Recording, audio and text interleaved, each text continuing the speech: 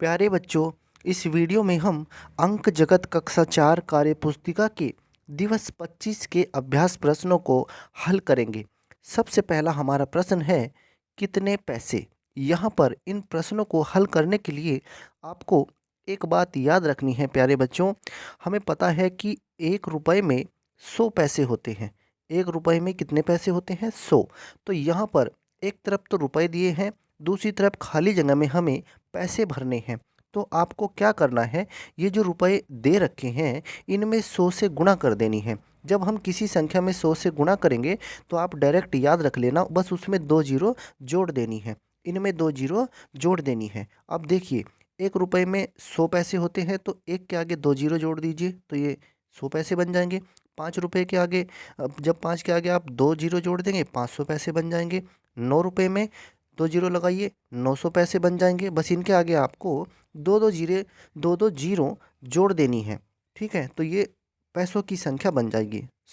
10 रुपये हैं तो आप इसके आगे 2 जीरो जोड़ दीजिए, 1000 पैसे।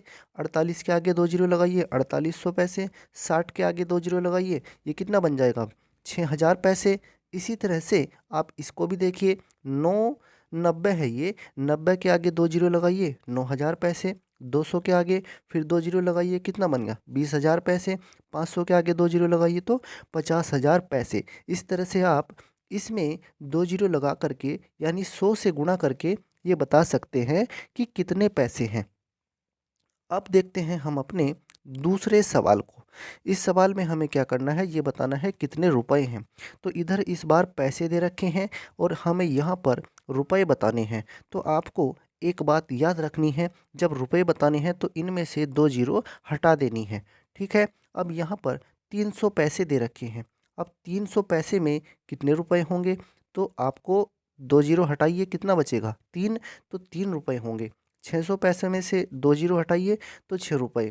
इसमें से 2 जीरो हटाइए तो 8 रुपए बनेगा। यहाँ पर रुपए आप लिख लेंगे।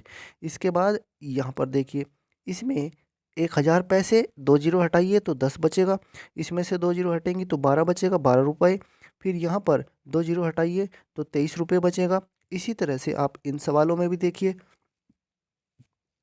2 जीरो हटाएंगे तो 30 बचेगा, 30 रुपए। 2 जीरो हटाएंगे तो 57 बचेगा, 57 रुपए। 2 जीरो हटाएंगे तो यहाँ पर बचेगा 65 रुपए। तो इस तरह से आप रुपयों को पैसे में बदल सकते हैं। बस आपको याद रखना है, जब रुपए को पैसे में बदलना है तो 100 से गुणा होगी, और जब पैसों को रुपए में बदलना है तो 100 से भाग होगी। बस आपको ये याद रखना है। अगर हम ये भी बताएं आपको, जैसे 3000 पैसे हैं, इसको 100 से भाग कर दीजिए तो 2 जीरो से 2 जीरो कट जाएंगी, कितना बचेगा? 30 बचेगा।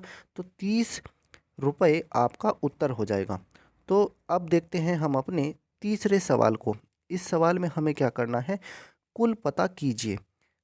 कुल पता करना है, अपनी पर्स के पैसे का उपयोग किए बिना सभी वस्तुओं के मूल्यों का योग पता लगाइए। तो यहाँ पर ये वस्तु 6 रुपये की है, ये 4 रुपये 50 पैसे की है, ये 7 रुपये की है। तीनों को जोड़ दीजिए, 7 और 4 कितने हो जाएंगे? 11। 11 रुपये 50 पैसे और 6 और कितने हो गए? 17 रुपये 50 पैसे। तो 17 रुपये 50 पैसे आप यहाँ पर लिख दीजिए। इसी तरह से इसको देखिए, 9 रुपये 75 पैसे, 34 रुपये और 12 रुपये। इनको जोड़िए, 34 और 12 कितने हो गए? 46। 46 में 9 जोड़िए, कितने हो गए? 55। 55 रुपये 75 पैसे इसका उत्तर आ जाएगा। अब देखते हैं हम अपने चौथे प्रश्न को। अब यहाँ पर हमें क्या बताना है, कितना बदला। सोचिए, आप दुकानदार हैं, बच्चे अलग अलग चीज़ें खरीदते हैं, लेकिन प्रत्येक बच्चा आपको 10 रुपये का नोट देता है। आप प्रत्येक बच्चे को कितना लौटाएंगे? तो यहाँ पर क्या करना है, 10 में से यहाँ पर 4 की इसने चीज़ें ली हैं तो 10 में से 4 घटाएंगे तो 6 रुपये। 10 में से 7.5 रुपये घटाएंगे तो 2 रुपये 50 पैसे। 10 में से 2 रुपये 75 पैसे घटाएंगे तो 7 रुपये 25 पैसे। और 10 में से 9 रुपये 50 पैसे घटाएंगे तो 50 पैसे यहाँ पर बचेंगे। ठीक है, तो इस तरह से प्यारे बच्चों आप ये दिवस 25 के अभ्यास प्रश्नों को हल कर सकते हैं। धन्यवाद प्यारे बच्चों।